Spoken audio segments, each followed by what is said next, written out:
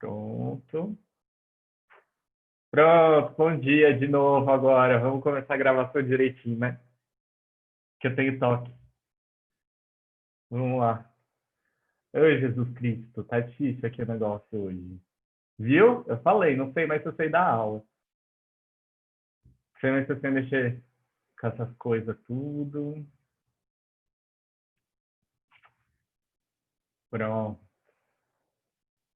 Ok. Agora, então, olha só, eu coloquei essa cabeça aqui com várias coisas acontecendo nela. Vocês já ouviram o termo antropologia antes? Quem souber me dizer o que é antropologia, o que vocês acham que é antropologia? Me diz aí. O David sabe. Fala, Platão! Oh, porque eu, Natália, que perseguição.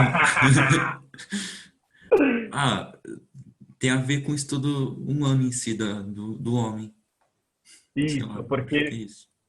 antropós nada mais é do que homem, né? A palavra antropós significa homem. Logia, estudo, então estudo do homem, né? Eu não gosto de usar homem, porque eu acho muito machista. Eu acho que a gente tinha que usar humano, a gente tinha que usar ser humano. Eu estou tentando mudar isso, de não falar mais o homem, mas de falar o ser humano. Tanto que eu coloquei aqui, ó, humano, né? Que afinal de contas. Então vamos lá. Somos humanos, não somos? Nós estamos locados em algum lugar. Onde que a gente está? Qual é o meio em que a gente vive?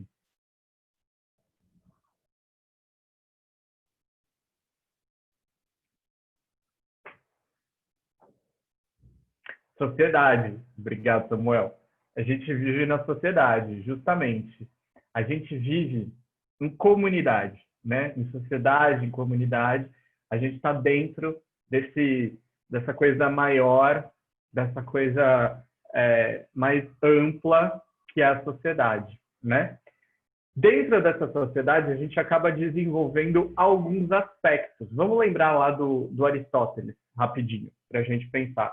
Quando Aristóteles dizia que nós somos animais políticos, e ele queria dizer que a gente está vivendo em sociedade, que a gente necessariamente vive em sociedade, o homem não sabe viver sozinho, ele precisa viver em sociedade. Daí, enquanto a gente está vivendo em sociedade, a gente vai desenvolver esses aspectos, né? E aí a gente tem alguns aspectos possíveis para serem desenvolvidos nesse rolê todo aí. A gente tem o aspecto da natureza, o nosso aspecto natural, ou seja, como que nós estamos inseridos dentro da natureza, qual é a nossa natureza, como que a gente se relaciona com a natureza. O nosso aspecto físico, biológico, né? Então, como que a biologia explica o nosso corpo? Como é que a gente entende os funcionamentos do corpo humano? E o cultural, que nesse caso para a gente vai ser o mais importante, tá?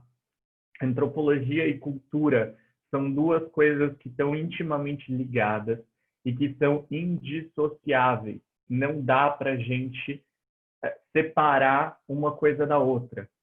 Isso porque a cultura nada mais é do que aquilo que nós produzimos o tempo inteiro. Tudo que a gente produz é cultura, tá? Então, desde o material até o espiritual, a gente está produzindo cultura. Eu estou entendendo cultura como uma coisa bem ampla mesmo, tá? Como todas essas nossas relações em sociedade que geram algum tipo de produção, seja ela material ou não. Daí a gente vai ter dois tipos de antropologia, né? A gente vai ter a antropologia biológica, que é o estudo da evolução do ser humano como espécie, comparada com outros primatas, né? Então, a gente tem aí essa figurinha lá do macaco, nossa teoria da evolução, até chegar hoje em dia nós com a máscarazinha, né? Que a máscara agora é parte da evolução humana, praticamente. Então, tem uma filósofa americana chamada Donna Haraway, que ela fala que nós somos ciborgues, porque a tecnologia ela virou parte do nosso corpo já, né? Então, o celular é parte do meu corpo, o computador é parte do meu corpo, eu estou conectado em rede e tudo mais. Agora, a gente é ciborgue de máscara, porque a máscara também faz parte do nosso corpo agora. Então, a gente tem essa antropologia biológica e a gente tem a antropologia que a gente geralmente estuda mais, que é a antropologia cultural. A antropologia cultural é o estudo das elaborações humanas de caráter social. Então, tudo aquilo que a gente elabora e que tem esse caráter social, ou seja, que é feito dentro da própria sociedade, né? Então, me dê um exemplo de alguma coisa que a gente produz dentro da sociedade e que é cultura, que a gente pode estudar como cultura. Música. Música. Boa, Lê. Música. Todo tipo de música é cultura? Ai, muito difícil responder, mas vai, sim. Sim, sim. Se a gente for levar em consideração essa noção bem ampla de cultura, sim, todo tipo de música cultural, porque ela é feita pelo humano inserido em comunidade, inserido em sociedade. Então, todo o tipo de música cultural.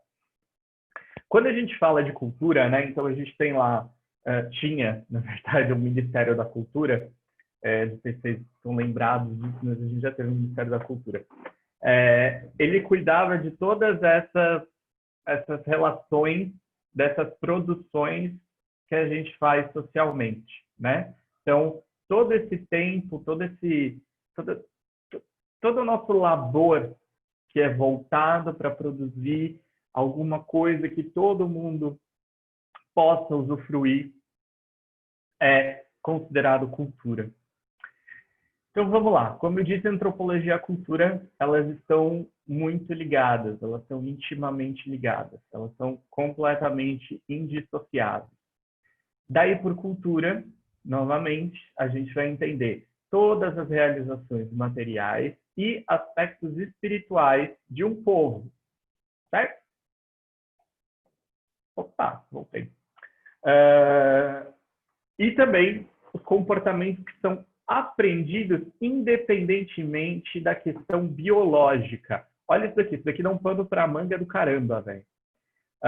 Quando a gente fala que os comportamentos que são aprendidos da gente, independentemente da questão biológica, são culturais, do que vocês acham que eu estou falando? Que tipo de comportamento vocês acham que eu estou me referindo? Me deem um exemplo de um comportamento que a gente tem que vocês acreditem ser cultural. Machismo? Machismo, Ana. Boa. O que mais? A fala? A fala também. Boa, Henrique. O que mais?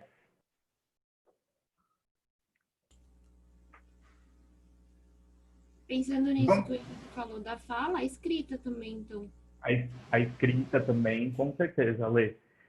Modos de se comportar, Samuel. Por exemplo, vamos pensar comigo aqui, ó. Quais são os modos normativos da gente se comportar na sociedade? E que, na verdade, a gente acredita que eles são naturais.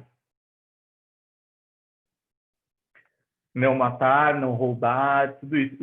Isso daí está dentro do justnaturalismo, lembra? Do direito natural. A gente tem direitos naturais. Então, o nosso direito natural à vida, por exemplo, né? Mas, por exemplo, quem foi que disse que eu, enquanto um ser humano anatomicamente masculino, tenho um comportamento a seguir baseado na minha anatomia?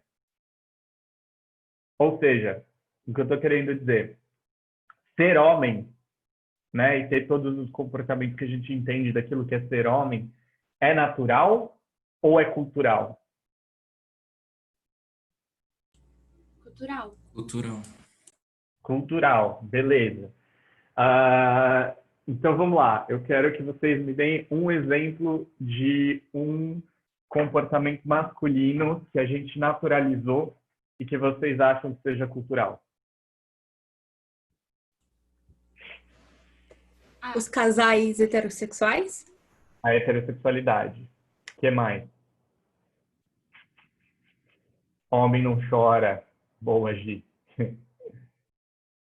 Dizem, eu choro. Não sei você. Homens têm que brincar com brinquedos de homens? Isso. Meninos, na verdade. Isso. Homens têm que brincar com brinquedos de homens. Homem usa azul, mulher usa rosa, né? Tem que ser o macho alfa do rolê. Exatamente. Você tem que ser o dominador, o cara que domina a mulher ali, ó, na marra. Cultura do estupro. Sim, cultura. Quando a gente fala de cultura do estupro, do que a gente está falando? Porque muitas vezes tem algumas radiofans que elas vão falar que a cultura do estupro, na verdade, todo homem é um estuprador em potencial, né? Eu discordo. Não sei se alguém concorda, mas eu discordo. Eu acho que a cultura do estupro é uma série de comportamentos masculinos que são naturalizados e que podem vir a levar ao estupro, né? Então, eu nunca vou esquecer, eu andando com um amigo meu uma vez na rua, aí veio uma menina. Ele não é de fazer isso. Pelo menos não quando ele está comigo, porque ele sabe que eu bato. A menina estava passando, ele vira e falou assim, na cara da menina, caralho, que gostosa. Aí ele olhou pra minha cara e, putz, eu falei isso, né? Na cara dela, você falou, velho. Que bosta, você falou. Como que ela se sentiu? Um pedaço de carne andando no meio da rua, né? E é justamente isso, é esse tipo de comportamento que é a cultura do estupro. O que a Gi acabou de colocar no chat também. O homem pode pegar todas, a mulher não. Se o homem pega todas no rolê, ele é o fodão. Mas se a mina pega todas no rolê, ela é puta. Né? Vocês são umas galinhas. Vocês todas são galinhas. Justamente, esse é um tipo de comportamento que a gente aprende independentemente da questão biológica. Né? Isso vai dar uma treta do caramba mais recentemente, né? Com o que algumas pessoas querem chamar de ideologia de gênero. Enfim, isso é papo mais para frente, eu acho. Tá. Alguma dúvida até aqui? Estou indo muito rápido? Não? Então tá bom.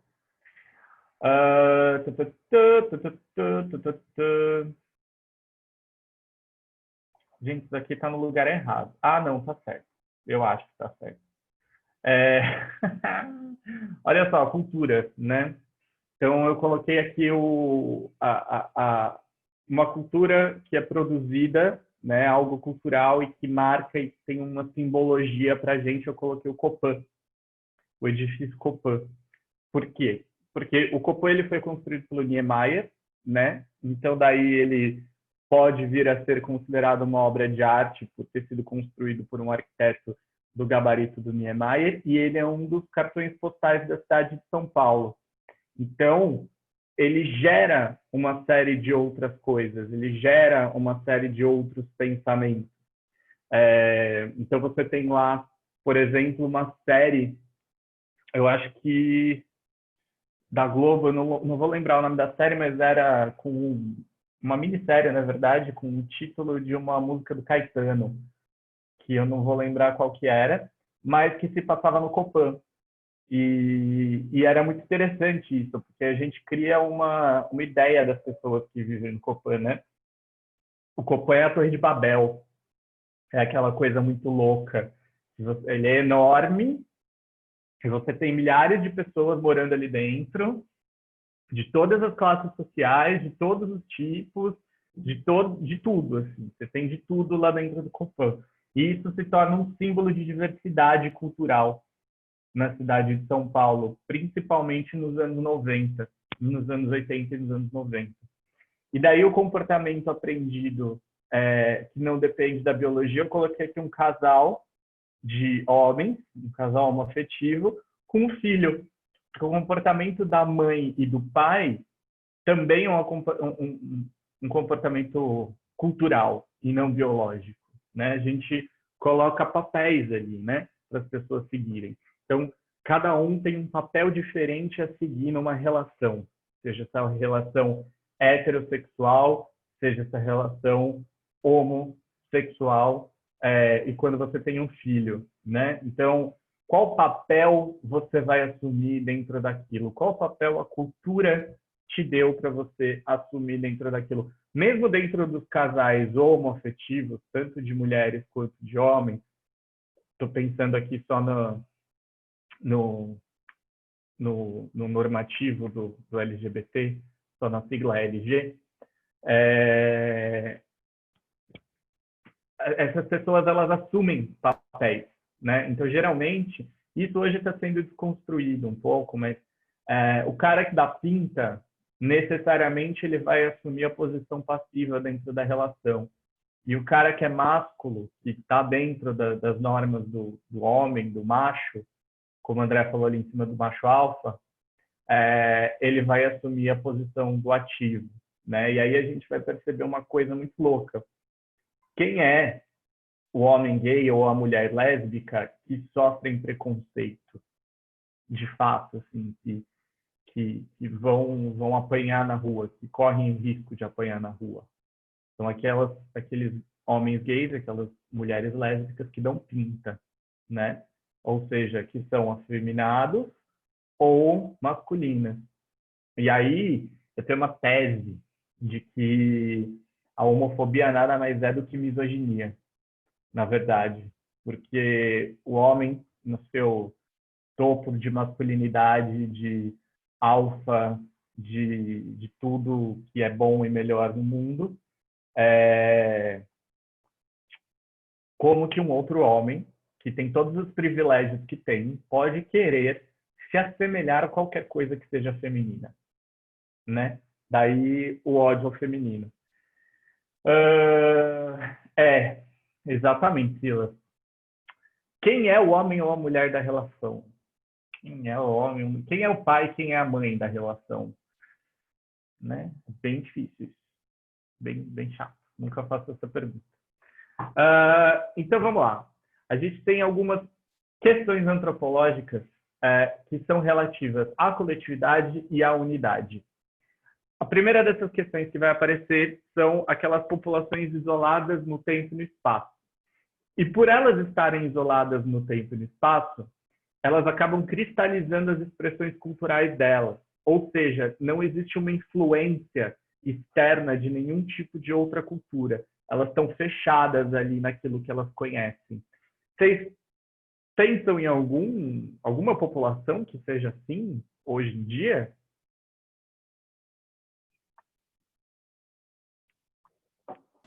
Alguns idosos, alguns velhos.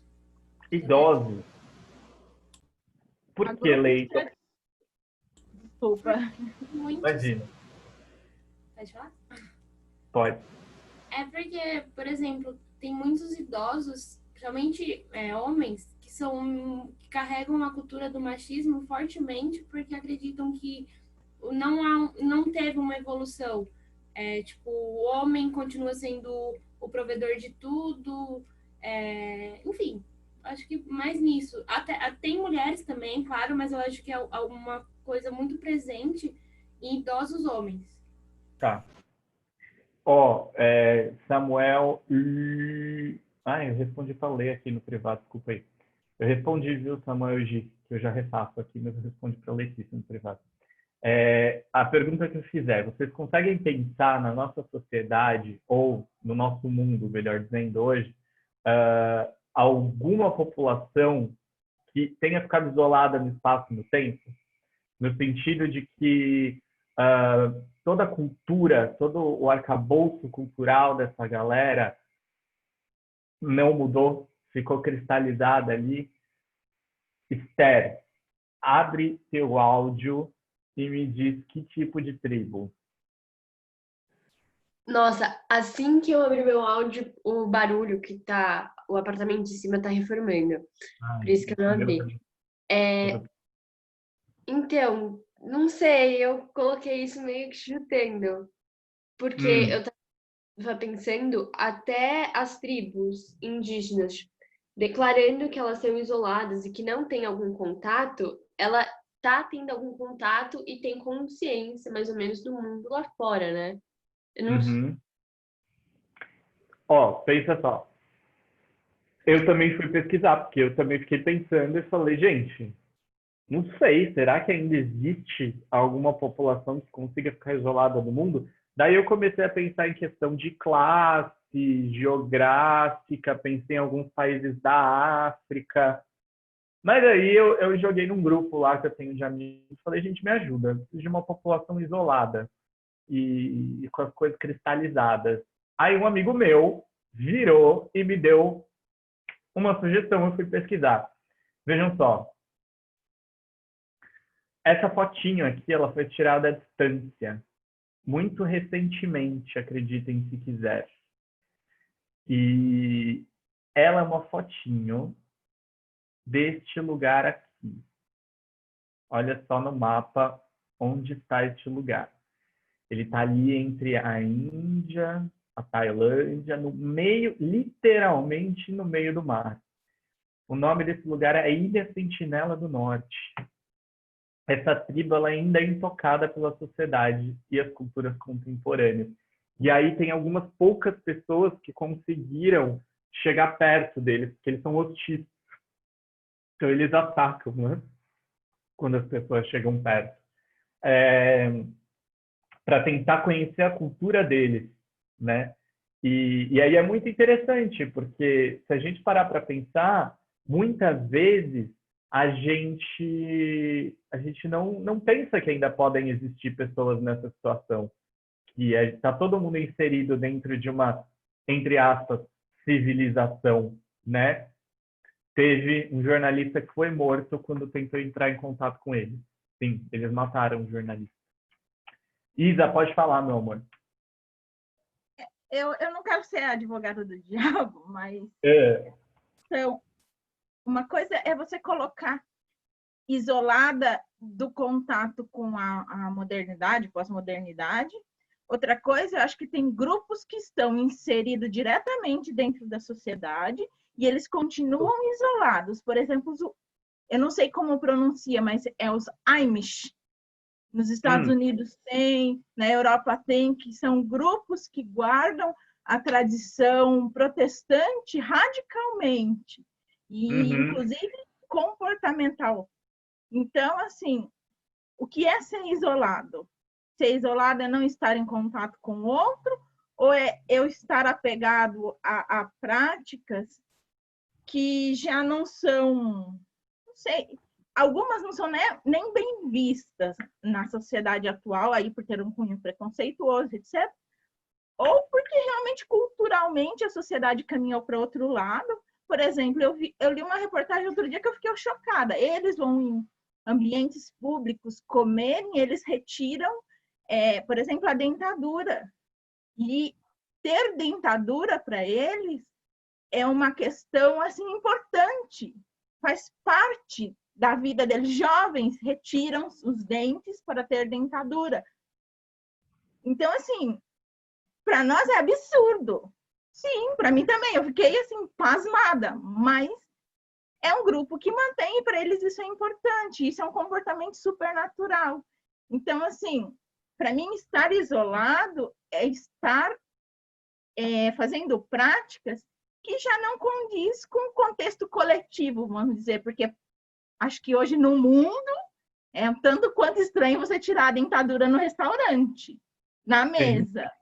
Eu acho até um pouco porquice, desculpa. Então, mas assim, o que é estar isolado? É não estar em contato com o outro ou é manter práticas que me isolam do coletivo? Né? E aí tem diversos grupos, tem a questão dos ciganos, daquela linha mais radical, que tem conflitos familiares gigantescos, sabe? Tem algumas coisas que... A própria questão dos judeus, os ortodoxos, que Sim, o filho... Israel. Pois é, o filho tem que casar com uma judia. Eu acompanho o conflito de um casal que ele era judeu, casado, com filhos casados, e ele decidiu separar da esposa porque se apaixonou por uma mulher não judia, E assim, que não tem nada a ver com isso. Os dois já com um pouco mais de idade, então eles não vão poder gerar filhos. E assim, e é um conflito na vida deles. A família dele, assim, pôs ele para fora, literalmente, da vida da família. Então, o que é ser isolado? Para mim, esse grupo é isolado. Porque ele mantém padrões que hoje na sociedade já foram superados. Não estou dizendo que é bom. Daí, você precisa pensar, olha só, isolado no espaço e no tempo. Então, você tem pessoas que estão isoladas no tempo, mas não estão isoladas no espaço. A Luísa fez uma pergunta aqui sobre os idosos, e eu acho que eu vou tentar conectar o seu comentário, Isa, com a pergunta dela, dos idosos terem sido criados, assim, né? De ser uma questão de criação. Mas também, Lu, ele pode mudar, dependendo da forma que ele pensar. Então, ele fica isolado no tempo, percebe? Ele se isola no tempo. Ele não está isolado no espaço, ele está isolado no tempo, né? Então, a gente tem pessoas que estão isoladas só no tempo e a gente tem pessoas que estão isoladas no espaço. Se a gente for parar para pensar essa tribo, Sentinela do Norte, ela está isolada no espaço. Não dá para a gente dizer que ela está isolada no tempo, porque ela nunca entrou em contato com o nosso tempo, né? Então, e aí o tempo também, como essa coisa metafísica, como essa coisa que a gente criou, a medição do tempo e tudo mais. A gente não entrou em contato com isso. Eles não entraram em contato com isso, na verdade, né? Então, é como a Isa disse, exatamente. A gente tem dois tipos de isolamento. A gente tem isolamento do espaço, a gente tem isolamento do tempo, e é muito difícil você encontrar pessoas que estejam isoladas nos dois âmbitos, né? Nos dois lugares, assim. Então, os idosos, eles estarem isolados no tempo. Claro que por uma questão de criação, por uma questão do meio e tudo mais. Tudo isso que a gente sabe. E essa tribo está isolada no espaço. As tribos, né, em geral, estão isoladas no espaço. Agora, por exemplo, esse exemplo que a Isa deu dessas pessoas nos Estados Unidos, na Europa, que mantêm os costumes protestantes e tudo mais, se elas se isolam em comunidade, só delas, em pequenas cidades e tal, aí elas estão isoladas do espaço e do tempo. Sim, eles são assim. Eles têm coletivos, assim, tipo uma colônia rural, talvez, para a nossa realidade, pelo que eu entendi. Eles estão para mim, eles estão isolados no espaço e no tempo. No espaço e no tempo, exatamente. Ô, Lu, você quer falar? Quer abrir o áudio? Ô, Pro, mas é que, tipo, eu acho um pouco meio falar, tipo assim, essas tribos estão isoladas no espaço e no tempo. Tipo, também é muita questão do conhecimento. Desculpa, tá tendo uma construção agora. É um pouco, sei lá, porque para eles aquele é o espaço que eles conhecem. Isso. E, tipo, mas ao mesmo tempo eu acho que a nossa sociedade é cheia de... Por exemplo, eu tenho algumas coisas que me isolam da sociedade que existe hoje. E o Alfredo tem outro isolamento. Então, eu acho que não só as tribos ou só os idosos, mas eu acho que todo mundo tem um próprio isolamento. Alguma coisa que está perdida no tempo e no espaço. Sei lá, aí a gente entra numa coisa de relativismo cultural, né? Que é uma teoria que vai dizer basicamente o seguinte: eu posso interferir na cultura alheia, quer dizer, se aquilo é cultural do outro, né? Isso de uma forma tanto coletiva quanto individual. Sei lá, eu estou tentando pensar alguma coisa que me isole da cultura hoje. Eu não gosto de funk. Eu não iria não iria no fluxo, né? Os alunos lá da escola do estado falam para mim: vamos aí, não sei o que. Não, obrigado, não quero. Eu não iria. Eu tenho o direito de não querer ir, eu tenho o direito de não me sentir parte daquilo, né? Só que aí a nossa sociedade hoje, ela é uma sociedade tão diversificada. Tinha um programa no Multishow que passava muito tempo atrás com a Daniele Suzuki, que se chamava Tribos. em que eles iam visitar vários tipos de tribos. Então, eles iam visitar os skatistas, sei lá, roqueiro, uma série de coisas para eles entenderem quais eram os parâmetros culturais dessas tribos, entre aspas, né? Então, a gente está muito subdividido, eu diria. Caiane, pode falar, meu amor. Oi, prof, bom dia. Uma pergunta assim que me surgiu uma dúvida. Você acha que essas pessoas, ou esses grupos, né, comunidades isoladas, é maléfico ao mundo ou ao convívio do próprio indivíduo, sabe? Esse tipo de isolamento, os dois juntos, tipo, do espaço e do tempo. Uhum. Que eu cheguei até a pensar, tipo, uma pessoa que se isola muito causa até depressão, né? Tem pessoas que ficam emocionalmente prejudicadas, né? Mas aí essa pessoa ela vai ficar prejudicada emocionalmente a partir do momento em que ela já esteve na sociedade, né? Que já teve contato, né? Isso, porque, por exemplo, essa tribo dos Sentinelas do Norte, eles não vão ficar deprimidos porque eles estão isolados de nós. Porque eles não conhecem. Eles não sabem o que tem lá fora. Exatamente, eles podem imaginar o que tem lá fora, mas eles não sabem o que é. Então, é uma questão da gente tentar se colocar no lugar, assim. Imaginem que nós somos os índios, né? No momento em que os portugueses aportaram no Brasil. Aquilo é estranho para a gente. Ali a gente vai ser colonizado, vai passar por todo aquele processo que a gente discutiu lá no semestre passado de colonização e tudo mais. E aí a cultura vai ser aprendida. Mas essa cultura vai ser aprendida a partir da destruição de outra cultura, né? Esse é o problema, a gente destruir a outra cultura. Então acaba até sendo maléfico nesse ponto, destrói a outra cultura, né? Exatamente. Daí a gente vai entrar nisso agora. Hoje, quando você não se encaixa em uma tribo, amor, vive a vida do seu jeito. Olha só, eu trouxe aqui um trecho de um livro que eu gosto muito para tentar expressar essa segunda questão, que é o contato entre populações distintas. E aí a gente pode ter uma troca e a intolerância. Esse trecho... Uai? Eu ainda tô aí? Que alguém me derrubou. Estranho. Não está aqui, professor. Não, tá aí sim. Tô aqui, então tá bom. Então, opa, deixa eu voltar. Então, olha só. O nome desse livro é Suplemento à Viagem de Bougainville. Ele foi escrito pelo Denis Diderot, que é um filósofo iluminista do século XVIII, e ele está tentando imaginar como que foi o impacto cultural que os franceses tiveram quando eles chegaram ao Haiti.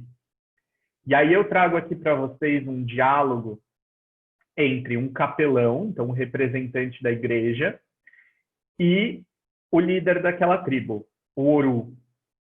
Eu vou interpretar para vocês. O capelão diz: o que é vosso casamento?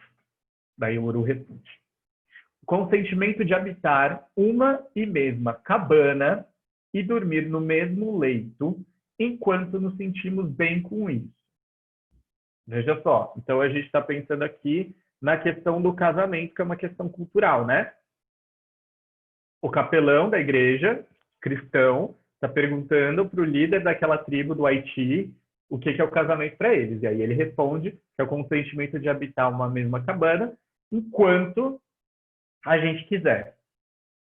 E quando vos sentis mal? Nós nos separamos. Século XVIII, senhoras e senhores, século XVIII, era proibido se separar, se desquitar. O que sucede a vossos filhos? Então, seja parte do pressuposto que você tem filhos. Estrangeiro. Tua última pergunta acaba de me desvendar a profunda miséria de teu país. Sabe, meu amigo, que aqui o nascimento de uma criança é sempre uma felicidade. e sua morte motivo de pesar e lágrimas. Uma criança é um bem precioso, porque deve tornar-se um homem. Retornando da cabana do marido ou dos pais, a mulher leva consigo os filhos que trouxera como dote.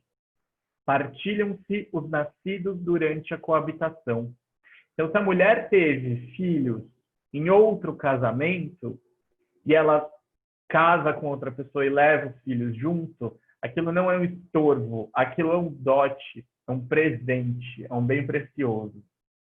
Aí o capelão pergunta: tu me falaste de crianças que a mulher traz como dote ao marido. E aí o Ouro responde: certamente, eis minha filha mais velha, que é mãe de 3 filhos. São dela. Seu marido os receberá com alegria, e a mulher lhe seria apenas mais agradável se estivesse grávida de um 4º filho. Aí o capelão pergunta: filho dele? Dele ou de outro? Quanto mais crianças nossas filhas têm, mais procuradas são. Olha a diferença. Que loucura isso. Imagina um cristão chegando e se deparando com essa diferença. Muito à frente do tempo em certos sentidos, Gi, mas em outros sentidos, se a gente pegar o texto na íntegra mesmo, você vai ver que é bem machista. Mas, né? Lê, pode falar. Professor, enquanto o senhor estava lendo, também estava pensando em tudo que foi debatido até o slide anterior sobre o isolamento das pessoas e de populações. Uma coisa não ficou clara para mim. Por exemplo, eu considero que aquela pessoa está isolada porque ela não está convivendo segundo as normatividades da minha cultura. Uhum. Só que aquela pessoa, ela está vivendo com base nas escolhas dela e ela também não pode estar me julgando como isolada? Uhum. Aí a gente tem uma questão de hegemonia da cultura, uma cultura hegemônica, né? Se a gente pegar a nossa cultura hoje, qual é a cultura hegemônica que a gente segue? É a cultura que vem do norte, né? Então, ali a cultura norte-americana e tudo mais. Quando eu me nego a seguir essa cultura, quando eu resolvo seguir uma cultura muito própria, minha, eu sou considerado estranho, né? Então, por exemplo, nos últimos anos, essas coisas vêm aparecendo mais fortemente, mas me vem à cabeça agora, já que a gente está pensando em casamento e filho, do parto humanizado. Vocês sabem o que é o parto humanizado? Quando a mãe decide ter o filho em casa, com uma parteira, uma doula, né? Eles chamam de doula. E aí o parto tem toda uma outra questão, não tem medicamento envolvido, você tem uma bacia de água com sais, onde a criança vai sair, tem toda uma espécie de uma coisa meio ritualística. Assim. Quando você fala isso para o médico, ele fica louco. Por que não? Porque não pode? Porque a higienização e não sei o quê, e não sei o quê. Mas isso tem sido feito. Mas isso sai de dentro da cultura. É uma coisa muito linda mesmo, Gi. Eu já vi também algum vídeo. É uma coisa muito linda isso. Mas a gente estranha porque está fora da normativa da nossa cultura. Porque existe uma cultura hegemônica. Vamos mais um pouco para frente, que eu acho que vai dar para a gente discutir isso mais um pouco.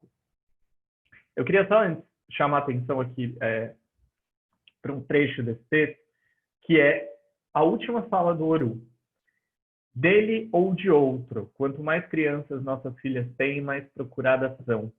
Então, aqui a maternidade, ela aparece como uma coisa desejada, né? Não tem a questão do corpo, da deformação do corpo da mulher não é um problema. Não tem a questão enfim, de tudo que a maternidade pode trazer e deixar dentro da nossa cultura hegemônica a mulher menos atraente após várias gestações, né? Para eles não, para eles isso é muito bom. Então, terceira questão. Deixa eu ver que horas são. Ok. Estruturas comuns subjacentes às elaborações culturais, Psiquismo e mitologia. Olha que difícil, né? Essa questão. Então, estruturas comuns que estão ali subjacendo as nossas elaborações culturais. É o que tem por trás. Qual é o pano de fundo das nossas elaborações culturais? O psiquismo, ou seja, aquilo que está já introjetado na nossa psique, e a mitologia. Eu vou dar um exemplo para vocês. E a gente vai discutir esse exemplo. Que lugar é esse?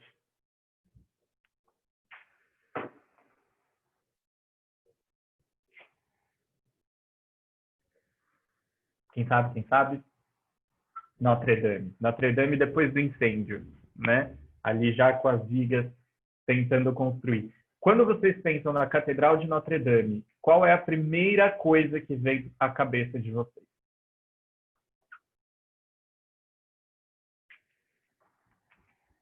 Religião, o filme. Que filme, Gi?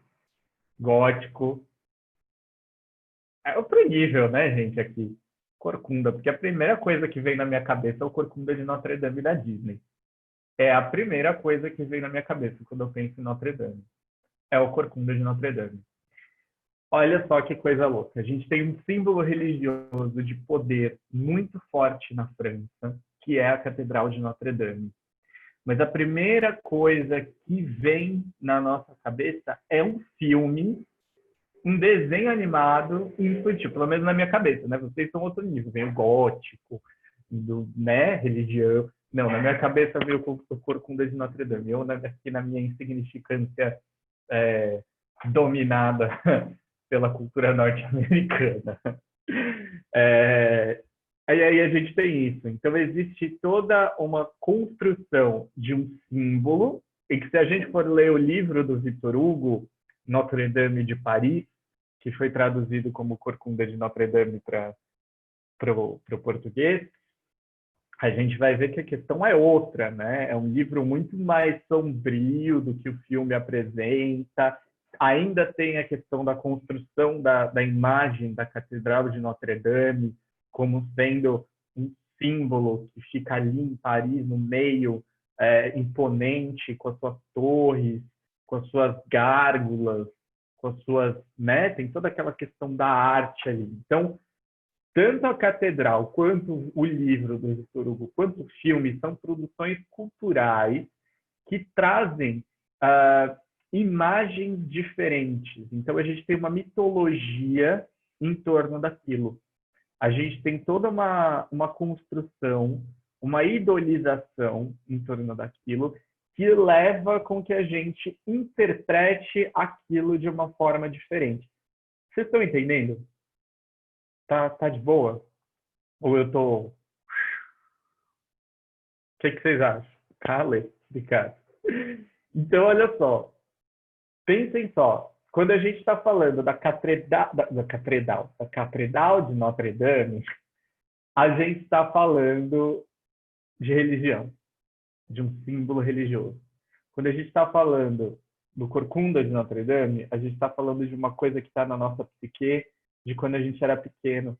Quando vocês falam assim, nossa, que filme triste. Exatamente, que filme triste. É isso que traz pra gente, essa tristeza do filme. A gente vê lá o Quasimodo sendo humilhado, a gente vê a Esmeralda sendo perseguida porque é cigana. Enfim, tem uma série de questões ali. Henrique, é tipo quando a gente associa o Brasil com futebol e carnaval. É tipo isso. Exatamente. Então, qual é um dos maiores turismos que existem no Brasil? É o turismo sexual. Não sei se vocês sabem disso. Mas muitos gringos vêm para o Brasil por causa das mulheres. Por causa da prostituição. Porque eles têm a imagem de que a brasileira é bunda, né? E constrói todo um fetiche em torno daquilo. Isa, pode falar, meu amor. Não sei se é a Luísa, porque ela tá com a mão erguida antes de mim. É verdade, Lu.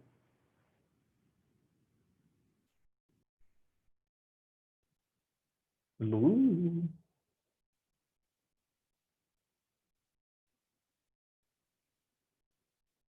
Que não. Vai, Isa. Não me pergunte muito como eu sei essas coisas, mas eu entendo muito bem de religiões. Sim, eu já me lembro disso. E essas fofocas de bastidores, sabe? Uma vez estudando sobre essas questões míticas que nascem dentro de construções religiosas, construções físicas, quando eu digo aí, dentro de uma catedral. E isso aqui no Brasil tem muitos, e se você for estudar, tem muitos.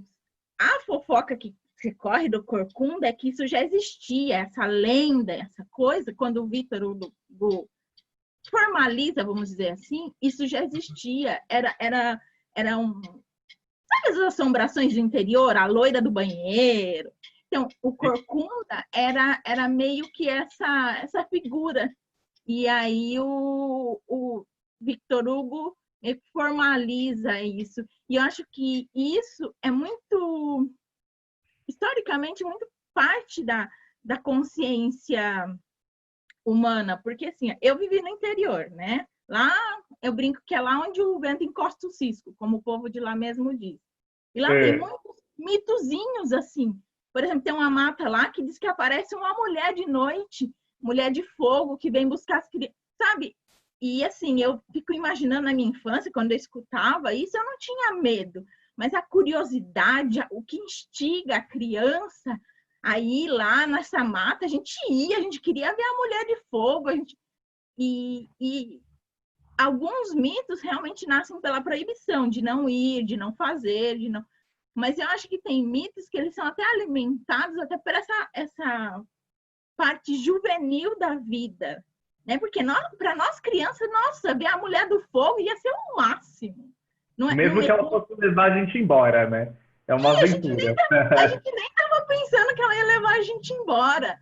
Então, eu acho que se de algum lado esses mitos, muitos deles reforçam estereótipos, até assim, agressivos, né? O machismo, a violência, principalmente em relação à figura da mulher. Por outro lado, ela traz muito da construção do imaginário infantil. E acho que leva muita criança a pensar no futuro, porque hoje eu vejo, na minha família, nunca a mulher foi proibida de fazer as coisas. Tanto é que meu bisavô teve 7 filhas e um único homem. E ele falava assim, que a única obrigação das filhas dele era estudar. Ele fazia o que fosse para as filhas estudarem. E não que eles tinham dinheiro, eles eram agricultores, moravam no interior, mas todas as filhas foram alfabetizadas. A minha avó é a primeira, ela lê muito bem, escreve muito bem, mas nunca foi à escola, aprendeu com as irmãs dela que foram. Então, eu não tinha muito esse temor na minha família que a mulher tem que ser submissa. Até mesmo que minha avó ficou viva com 39 anos e teve que tocar a vida. Então, mas assim, na minha cabeça, porque a mulher de fogo, ela ficou assim e veio buscar a criança porque o marido foi embora, porque ela não fez o que ele queria. E isso para mim não era problema. Para mim era bonito ter uma mulher de fogo e que vivia no mato. Então, eu acho que a gente precisa começar a ressignificar esses mitos. E eu acho que talvez a tentativa do Victor Hugo com Corcunda também é isso. E eu acho que a Disney, apesar de eu não ter muito pacto com ela, acho que de uma forma bonita também ela ressignifica esse mito. E aí tem o mito do Kirikou também, né? Que aí vai lá no conto africano, que vai na mesma linha. E eu acho importante a gente ter essa consciência. Sim. Eu acho que, por exemplo, o Corcunda, o filme da Disney, ele trabalha algumas temáticas para as crianças que são muito interessantes da gente pensar. Então, o bullying está sendo trabalhado ali, a exclusão racial está sendo trabalhada ali. Se vocês pararem para ver, a Esmeralda é a primeira personagem feminina, eu acho que talvez tirando a Pocahontas, não lembro quem vem primeiro, de pele escura, né? E ela está sendo perseguida porque ela é cigana, porque ela tem outra religião. Então, a gente vê tudo isso acontecendo. Então, a nossa cultura e a nossa forma de pensar, ela é construída com base nessa cultura, ela é construída com esses alicerces, né? Então, quando a gente está ali assistindo o filme da Disney, aquilo está passando uma mensagem para a gente, porque aquilo é cultura. E a gente está consumindo essa cultura e a gente vai sendo subjetivado por isso. Os nossos comportamentos vão aparecendo daí.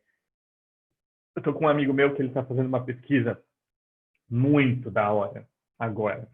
A pesquisa dele é sobre as apresentadoras de programas infantis do Brasil. Então, a Xuxa, a Angélica, tem uma que eu não lembrava, não sei se vocês vão conhecer, que era a Mariane. Então, ele está fazendo essa pesquisa e mostrando como que nos anos 80, na década de 80 para a década de 90, a televisão ela assumiu o papel de mãe, de professora, enfim, de várias outras coisas ali para aquelas crianças, que é a minha geração, mais ou menos. E aí ele está, enfim, construindo toda uma narrativa em torno disso, e principalmente em torno da Xuxa. E aí eu vou dar um hint para vocês. A Xuxa, quando ela começou, vocês sabem que a Xuxa tem um passado de soft porn, né? Ela tem um filmezinho de soft porn que ela fez antes de se tornar apresentadora. Ela era modelo e tudo mais. Quando você pega o figurino da Xuxa nos programas dos anos 80, tem uma foto, depois eu posso mostrar para vocês se vocês quiserem, que ela está com uma blusa que ela é decotada até o umbigo. É tipo, são duas alças, assim, uma blusa preta e um shortinho muito pequeno, apresentando um programa de criança. Hoje, isso seria escandaloso. Mas na década de 80, isso não era escandaloso, por algum motivo, né? Que a gente não sabe muito bem qual que é. Mas a Xuxa, ela tá ali no meio dos anos 80, fazendo programa infantil, quando o Brasil está saindo da ditadura militar, então você tem uma abertura de liberdade interessante. Quando o cinema brasileiro produz um gênero chamado pornochanchada, que eram filmes com um cunho mais político, mais erótico, ao mesmo tempo. A Maitê Proença era a rainha da pornochanchada. E quando a Madonna está aparecendo como a maior estrela feminina do mundo. E aí você vê a figura da Xuxa e da Madonna naquele período são muito parecidas. Então, olha só como a cultura ela está impactando na vida das pessoas. Ela está impactando uma cultura, que é a Madonna, né? Está impactando na produção cultural brasileira. E meu amigo percebeu nessa pesquisa dele que as apresentadoras infantis só existiram no Brasil. Não existiu mais nenhum outro lugar do mundo. A Xuxa parou um tempo e foi para os Estados Unidos tentar uma carreira lá. E ela foi completamente rechaçada. Completamente. Não pegou o tipo de programa lá. Então, olha só. A gente tem toda uma geração construída por isso. Vocês são a geração da TV Globinho já, né? Assistindo TV Globinho com anime e tudo mais. Eu também peguei um pouco da TV Globinho. Eu peguei também essa parte da Xuxa, né? Eu peguei bastante a Xuxa ainda. Então, eu peguei He-Man, eu peguei She-Ra, eu peguei a Caverna do Dragão. E tudo isso é cultural, e tudo isso é nossa psique, e tudo isso vai construindo os nossos sujeitos. Se a gente fosse fazer uma análise, uma autoanálise, começar a pensar nesses personagens culturais que marcaram a nossa vida, a gente vai ver como tem muita coisa deles na gente. Ufa! Geração 4002, 8922, o que é isso, Felipe? Era o número da Bom dia e companhia, Pro. Bom dia e companhia, sabe? Era o telefone do Companhia. Isso que a Mais vivia repetindo. Junto com o Yuri e o Josh. Sei. Entendi. Eu não peguei essa época. Eu sou da época da Eliana apresentando Bom Dia e Companhia. Tudo bem? Alguém quer fazer mais algum comentário sobre isso? Nai, Isa, você quer falar? Não? que a mãozinha ainda estava levantada. Então, vamos lá. Perdão, Pro. Não foi dessa vez, mas continue tentando. Palavras nunca machucaram ter uma música, gente.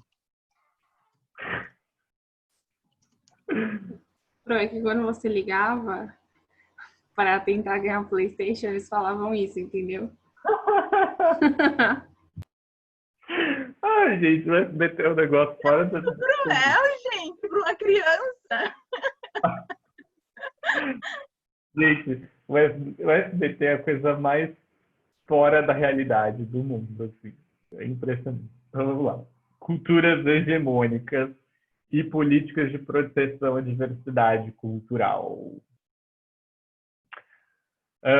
Ok. Então, quando a gente estava falando de cultura hegemônica, aí eu estava respondendo a Lê, né? Eu trouxe isso daqui para representar isso, né? Eu trouxe uma matéria do G1, no Rio. Terreiro de Candomblé é depredado em Nova Iguaçu e religiosos são expulsos. Testemunhas acusam traficantes da Baixada Fluminense. Não, desculpa. Testemunhas acusam traficantes. Baixada Fluminense registrou 30 ataques a centros em 2018, segundo Comissão contra a Intolerância. E aí, escrito no muro do terreiro, Jesus é o dono do lugar. Intolerância religiosa, né? Quando a gente está falando de intolerância religiosa, a gente está falando de cultura hegemônica também. E por que a gente está falando dessas duas coisas ao mesmo tempo? Porque a religião, lembra que eu disse lá no começo que cultura também é produção espiritual? Então, a religião também é cultura. E a religião hegemônica que a gente tem no Brasil é a religião cristã. Então, somos cristãos, né? E como as religiões têm, mas o cristianismo tem isso um pouco mais claro e mais forte, arrisca ali pra gente, que são os dogmas que a gente precisa seguir. São essas leis que não podem ser mudadas, né? Quando isso muda, quando alguém sai dessa linha, ataca. Eu acho que eu falei para vocês, por exemplo, da Hipátia de Alexandria, quando a gente foi falar dos helenistas, né? Que foi uma filósofa de Alexandria, egípcia, romana, como vocês quiserem, naquele período não sei quem é quem, onde está quem, mas enfim.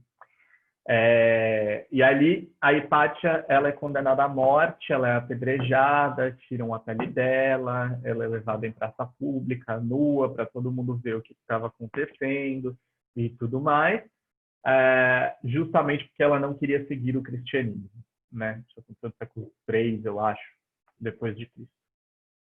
Tem um filme chamado Ágora, que eu indico fortemente que vocês assistam, com a Rachel Weisz, que conta essa história. Exatamente, de traficante intolerante. Muito louco isso. Muito doido. David, pode falar, meu amor. Professor, a questão da polarização política entra nesse tipo de situação? Entra. Como é que entra nesse tipo de situação? Vamos lá pensar. Você tem uma cultura que foi hegemônica por muito tempo, né? Então, a nossa cultura, hegemonicamente falando, ela é uma cultura heterocentrada, heteronormativa, né? Ela é uma cultura que preza a família, que preza o cristianismo, que preza tudo isso, né? Então, quando você tem na política alguém que vá contra ou que não se encaixe totalmente nisso tudo, aí você tem essa intolerância também. E aí você precisa dessas políticas de proteção à diversidade cultural justamente para que o terreiro não seja atacado ou para que o homem gay não leve uma lampadada na cara andando na Paulista junto com o namorado, família, seja, né? Então, olha só, a gente tem a hegemonização da cultura, ela passa por aquele processo de cristalização da cultura, né? Então, aqui a gente pode voltar a falar dos idosos, se vocês quiserem. Lê, a gente pode voltar a falar da questão do machismo no homem idoso, né? Que você tinha colocado. Então, ele faz parte de uma cultura hegemônica e essa cultura foi cristalizada. Essa cultura se tornou natural para ele. Ela deixa de ser uma construção racional e ela passa a ser uma coisa natural para ele. Assim como o cristianismo nos parece alguma coisa natural e as religiões de matrizes africanas não, né? Elas são resistências, se a gente puder usar assim. E aí você precisa de certas políticas para você conseguir garantir que essas pessoas que não se encaixam nessa cultura hegemônica vivam. Então, dentro de uma democracia, principalmente, se a democracia abarca a diversidade, é preciso que você tenha certos tipos de políticas públicas. Então, eu vou dar um exemplo para vocês, lá de 2004, se eu não me engano, o governo federal, era o Lula o presidente, ele criou um programa chamado Brasil Sem Homofobia, né? Eu tenho duríssimas críticas ao Brasil Sem Homofobia, primeiro porque ele foi feito pelo Ministério da Saúde e não pelo Ministério da Educação ou pelo Ministério da Cultura, né? Ele foi feito pelo Ministério da Saúde porque um dos pontos dele era o combate à AIDS. E aí você ainda estava ligando a AIDS a um grupo específico de pessoas. Mas, mesmo assim, você criou uma política pública de proteção à diversidade, né? Aí, quando o casamento homoafetivo é legalizado pelo STF em 2013, é uma política de proteção à diversidade. Quando a adoção por casais homoafetivos é legalizada, mesma coisa, uma política de proteção à diversidade. Quando o racismo é considerado crime do Brasil, você tem uma política de proteção à diversidade. Porque para você ter essa política de proteção à diversidade, você está assumindo que existe uma hegemonia cultural, né? Então, daí a gente pode aqui dar, milhões de exemplos de hegemonia cultural. Eu acho que dá para a gente... Exatamente, Henrique. Exatamente. Inclusive, o ismo, no final da palavra, ele denota doença, né? Hoje, o que acontece? Do LGBTQIA+, o que é considerado doença psicológica? Disforia de gênero. Disforia de gênero é a pessoa trans. Olha só, o trans ainda é considerado uma pessoa doente psicologicamente. E aí tem toda uma discussão entre as pessoas trans se isso é bom ou se isso é ruim, né? Mas não vamos lá. Mas aí a gente precisa dessas políticas. Eu acho que é muito interessante a gente analisar um tipo de hegemonia cultural nos filmes estadunidenses que se passam no high school, no ensino médio. Aqueles filmes, eles deixam muito claro qual é o padrãozinho a ser seguido e o que vai acontecer caso você não siga aquele padrão. Então, quando você tem o jogador de futebol americano, você tem a líder de torcida, essas pessoas geralmente são brancas, ou encarnam o masculino e o feminino, e você tem os excluídos, né? Os geeks, os nerds, e por aí vai, você está vendo justamente como é que são branches. Eu não sei porque eu estou ouvindo as palavras, estou tudo em inglês hoje, gente. São branches da árvore que tem que ser cortados, que são cortados por esses galhos maiores, assim, né? Então, daí você precisa dessas políticas de proteção à diversidade cultural. Alguém quer fazer algum comentário? Alguém está com alguma dúvida?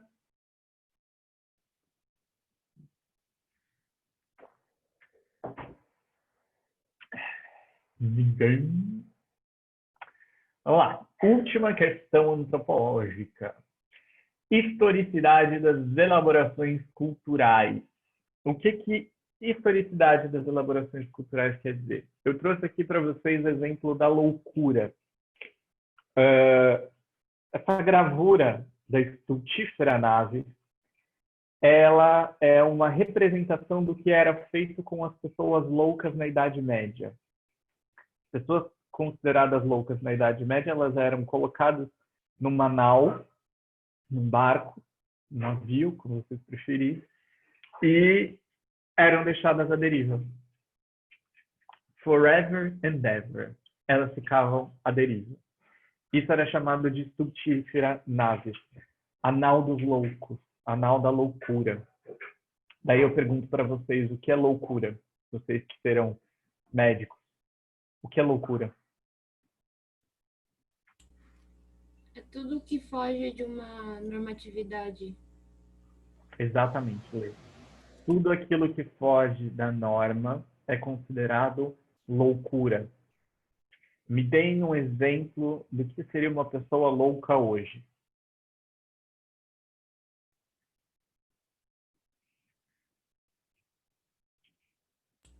Uma pessoa que mata, que rouba. Não, né? Não sei porque isso já é norma. Oi, não entendi, desculpa. Isso já virou norma. Matar e roubar. Exato. Pensa, o que acontece se eu resolver sair na rua pelado? Normalmente você é preso, acontece alguma coisa com você e você é julgado como louco. Exatamente. Ó, o Alfredo colocou aqui, pessoa que come estrogonofe com feijão. Eu concordo. Viu, mãe? Pessoa que come estrogonofe com feijão é louco. Eu concordo plenamente. Foi muito bem pontuado, Alfredo. Muito obrigado por essa pontuação aí. Então, essas coisas que estão saindo completamente da normatividade, tipo comer estrogonofe com feijão, são coisas que fazem com que a pessoa seja considerada louca. Então, lá na Idade Média, a pessoa que saía da normatividade, vamos supor, então, por exemplo, a mulher que era considerada adúltera, né? E para você ser adúltera na Idade Média, você não casar também era isso. Ela era considerada bruxa, né? A gente teve lá a perseguição nas bruxas de Salem, como exemplo, para vocês. Essa pessoa era considerada louca, fora do normal. A pessoa que não se conformava com as normas sexuais, ela era considerada louca. Daí aqui, com o tempo, as coisas foram mudando um pouco. Isso daqui é uma imagem de um manicômio. E do tratamento que as pessoas recebiam dentro dos manicômios. Tem um livro chamado Holocausto Brasileiro, que conta a história de um manicômio em Barbacena, em Minas Gerais. As pessoas eram jogadas ali e deixadas assim, à mercê, elas eram mortas e se faziam experimentos com essas pessoas. Tem imagens, gente, chocantes, assim, que eu quase não aguento ver. Elas eram jogadas ali para se fazer experimento com elas e, enfim, como os nazistas, eu não sei se vocês sabem disso, mas eles usavam a pele dos judeus para fazer abajur. Eles usavam o cabelo dos judeus para fazer travesseiro. Umas coisas bem, bem loucas nesse sentido, assim. Então, aquilo que é considerado diferente pode ser jogado e esquecido, colocado de escanteio ali para, enfim, para ficar ali. E a loucura, eu acho que é um exemplo muito interessante dessa historicidade das elaborações culturais, porque o que é loucura vai mudando de acordo com o tempo. Ele é baseado naquilo que é racional, e se a racionalidade muda, a loucura vai mudar também. Então, tudo aquilo, essa foto do História de Barbacena, yes. Tudo aquilo que é dito como racional, então tudo aquilo que sai dessa base do racional é considerado loucura. Mas se a gente for pegar historicamente, a loucura vai mudando. O Foucault tem um livro chamado História da Loucura, onde ele vai fazer essa genealogia da loucura da Idade Média até a Idade Moderna. e ele vai mostrar como que a noção do louco muda, né? Os leprosários, que eram onde colocavam os leprosos durante as grandes pandemias de lepra, eles se tornaram lugares para os loucos depois de um tempo, né? O próprio, se eu não me engano, posso estar falando besteira, hein? Mas o Hospital de Barbacena, se eu não me engano, foi um leprosário já. Posso estar falando besteira. É assim a história de Barbacena. Conta, Isa. Adoro. Oposto a Barbacena é a gente estudar o início do Franco da Rocha. O projeto inicial do Franco da Rocha é maravilhoso.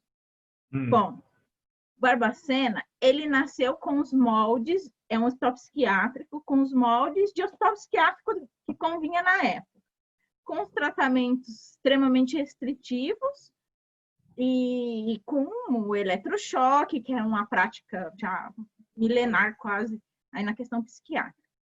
Qual foi o agravamento do Barbacena? Getúlio Vargas. O Hospital de Barbacena passou a ser a prisão que o DOPS do Getúlio Vargas. Então, para Barbacena, existia um trem que ia para Barbacena e mandava tudo. A menina que ficou grávida do patrão na fazenda, o homossexual, não era a pessoa que tinha um transtorno psiquiátrico realmente importante. Era um buraco para jogar as pessoas que a sociedade achavam que era vergonhosa, que tinha atitudes vergonhosas. E a partir disso... A prostituta... pessoas que têm comportamentos que o coletivo social acha que é vergonhosa.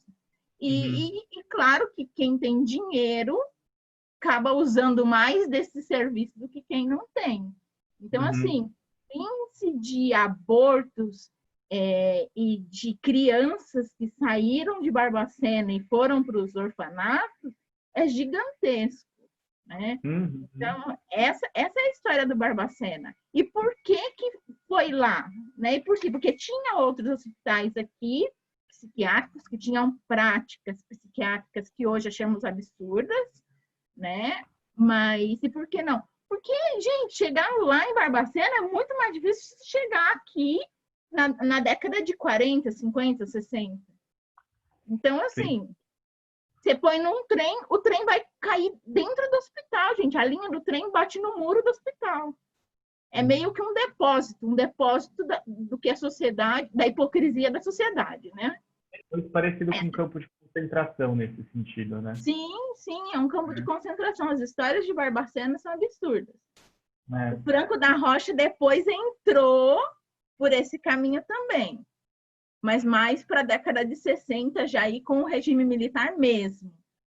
Tanto é que no Franco da Rocha há um museu de peças anatômicas tiradas de pessoas que, por exemplo, tem o cérebro de uma pessoa que é titulada como homossexual, para fazer comparativo com o cérebro de uma pessoa que eles diziam normal. Está lá no Franco da Rocha, ainda é conservado. O projeto inicial do Franco da Rocha é um projeto pioneiríssimo, muito diferente do que se tornou. Mas é um projeto pioneiríssimo e se fala antes de toda a questão da Itália, da Revolução Italiana, aí na questão psiquiátrica. Mas o que se tornou foi isso. Mas era muito mais difícil ele chegar ao nível de Barbacena por causa do acesso da própria imprensa, de outras pessoas.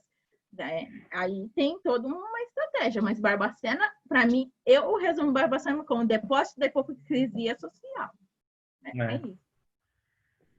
Para a gente terminar, eu queria deixar 2 indicações para vocês. Primeiro, esse episódio da Liga, que era um programa da Band, que fala sobre saúde mental. Então, você tem uma entrevistadora, uma repórter, que ela se interna num manicômio por alguns dias, e aí você vai vendo o que acontece, os transtornos mentais e tudo mais, como que as pessoas são tratadas ali e o que é a loucura. Isso abre uma possibilidade da gente discutir bastante. E aí eu deixo para vocês também como indicação sobre isso o filme Nive, da Silveira, com a Glória Pires, que conta a história de um manicômio ali do Rio de Janeiro, de Engenho de Dentro, e dessa psicanalista brasileira incrível, que foi a Nise, que usou o Lacan, não era o Lacan, bom, usou um psicanalista daquele período ali, e revolucionou a forma de se tratar essas pessoas no Brasil. Gente, é isso. Alguém tem alguma dúvida? Alguém gostaria de fazer algum comentário? Pode falar, Platão, meu amor. Eu tenho. Professor, no caso do manicômio de Barbacena, pode ser considerado tipo um isolamento, além de espacial, do tempo também? Porque, tipo, como eles eram reclusos das novidades, assim, da comunidade na época, eu posso considerar também como um isolamento do tempo, além do espaço? Você pode considerar, mas ele é um isolamento forçado, né? Ele não é isolamento que acontece, né? Por acontecer, é um isolamento forçado. Então, você está isolando no espaço e no tempo pessoas que são consideradas diferentes, que não estão dentro da norma, né? E aí, a partir dessa construção histórica do que é a loucura. Então, por exemplo, né, para a gente sair um pouco disso, as formas que se tratam as pessoas negras e as formas que se tratam as pessoas homossexuais hoje e há 20 anos atrás são formas completamente diferentes. Então, culturalmente, isso segue sendo uma construção histórica. Entendeu? Sim. Entendi. Uhum. Valeu, Tá bom. professor. Imagina. Ô, gente, vamos fazer aquele rolê de conversar de novo num sábado? Eu vou marcar um sábado esse mês para a gente trocar uma ideia. Pode ser? Beleza, eu vou ver com o Rubão uma data e aviso vocês. Tá bom? Que eu quero saber como é que vocês estão com o adiamento de prova, isso tudo aí. Beleza? Fiquem bem. Muito bom ver vocês de novo. Estava com saudades. E nos vemos na semana que vem neste mesmo bate-local, neste mesmo bate-horário. Beijo para todo mundo. Se vocês precisarem de alguma coisa, já sabem. Só me chamar, tá bom? Beijo para todo mundo, gente. Tchau, professor. Muito obrigado, hein? Bom final de semana. Tchau, Valeu. professor. Bom final de semana. Sextou.